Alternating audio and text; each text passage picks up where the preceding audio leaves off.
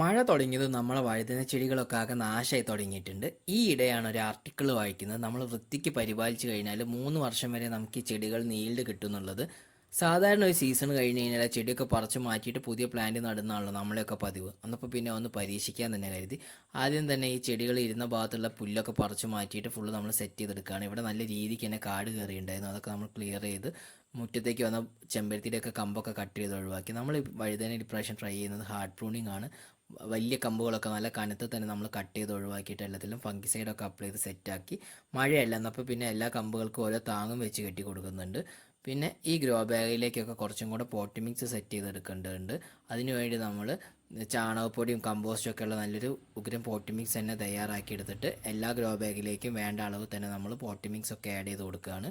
അങ്ങനെ നമ്മൾ പിന്നെ ഇപ്രാവശ്യം ചെയ്യുന്ന വേറൊരു പരീക്ഷണം, സാധാരണ ട്രൈക്കോഡർമി സ്യൂഡോമോണസ് ഒക്കെ ഉപയോഗിക്കുന്ന സ്ഥലത്ത് നമ്മൾ ഉപയോഗിക്കുന്നത് ബേസിലസ് സബ്റ്റിലിസ് എന്ന് പറഞ്ഞ കൾച്ചറാണ്. ഈ ട്രൈക്കോഡർമി സ്യൂഡോമോണസ് ഒക്കെ ചെയ്യുന്ന അതേ എഫക്റ്റ് തന്നെ ഈ ബേസിലസ് സബ്റ്റിലിസും ഈ പ്ലാന്റ്സിൽ ചെയ്യുന്നുണ്ട്.